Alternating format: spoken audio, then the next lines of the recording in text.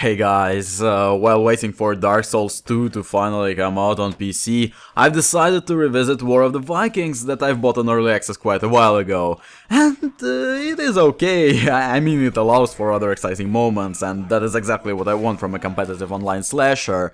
Besides, the theme is just wonderful. I haven't played War of the Roses because I'm not too interested in that particular time period, but I've been in 9th to 11th century reenactment for several years now. So basically every Viking themed game catches my attention because it is nice to swing an axe for once without a chance of getting your bones broken or receiving a serious concussion. Firstly, I want to get something out of the way, the visual design. Yes, the game looks pretty great, and from the historical accuracy standpoint, the costume and weapon design is okay-ish as well. A lot of it is stylization, of course, but a rather nice one, unlike, say, that abysmal TV series on the History Channel that gets every bit of everything wrong. However, in War of the Vikings, despite the overall nice look, some things are just so stupid they stand out way too much. First of all, the shields. They suck. Not only they're LARPing shields made of polystyrene glued together with spunk so they break as soon as an opponent looks at them funny and are way too small to be actual battle shields, they just look ridiculous.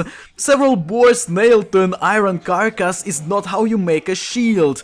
The only iron part should be the middle one and several nails for it, since iron was really hard to get and expensive at that period of time, so most likely leather was used to reinforce shields since there was a shit ton of it. There was no point to get so much iron for a thing that breaks eventually. But again, if your shield breaks in the first several minutes of combat, no matter what, you've just made a shitty shield. And before anyone asks, yes, the armor in the game is so ridiculous, it is the battle of the richest men both sides have to offer. Second of all, drop the fucking cloaks. It's not rocket science, for the fuck's sake. Tie a long piece of cloth to yourself, get a stick, try swinging it for a minute and see how you do. No one ever went to a battlefield in a cloak. If you're not there just to sit on a horse and look pretty. What if it gets stuck on a branch? What if you step on it? What if an opponent just catches it and pulls it? You're dead in any of these scenarios. And I guess aesthetically it's... No, you know what? It looks freaking dumb. Cloaks are not for fighting, they're for keeping you warm, so get it right.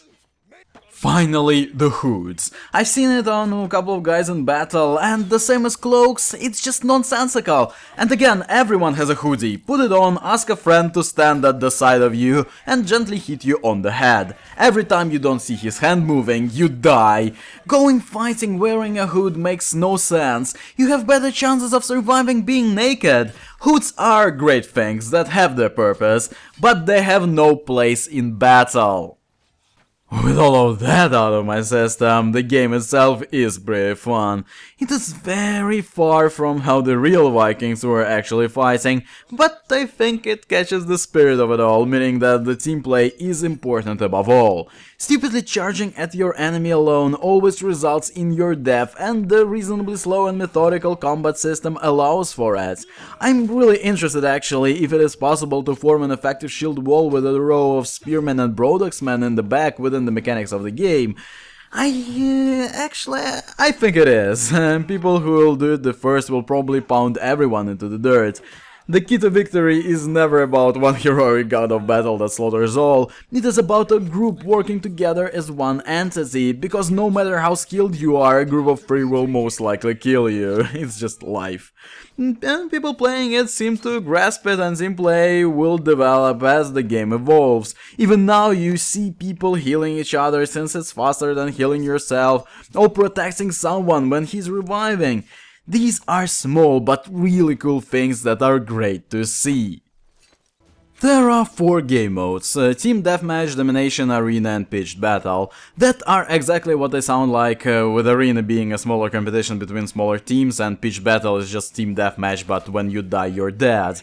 Not much, but the amount of maps balances it a little bit. However, I still hope they'll add more, and I would like to see something creative. The reason I put 40 hours into Chivalry is that objective-based game mode that was so much fun to play over and over again. Also, I have experienced something weird with the hit detection system. First of all, ranged weapons often hit the shield when they obviously should not. And I shouldn't be complaining really, because I rarely play an archer, maybe due to the fact that arrows go in an arch on a 15-meter distance, which is kinda dumb. At the same time, in melee, a tactic used by more experienced players is to get as close to you as possible so their attacks would land behind your shield, which is a sound tactic, I guess, even though it feels and looks like they're just clipping through you. I don't really have enough experience with the game though, but from a newbie standpoint it seems a bit broken. Finally, the progression system.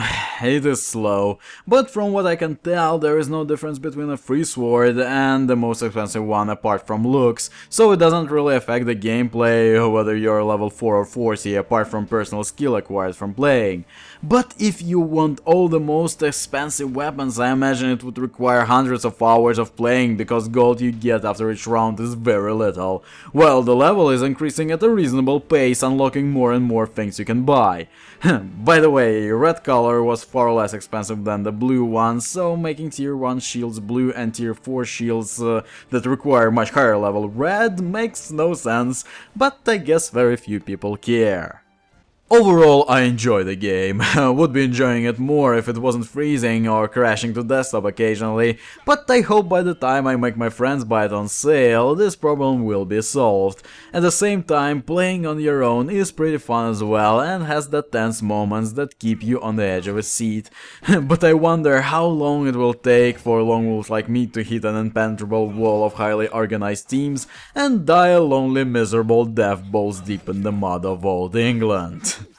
Thanks for watching guys, the name is GrrrVahrrr and I shall see you from within my next video.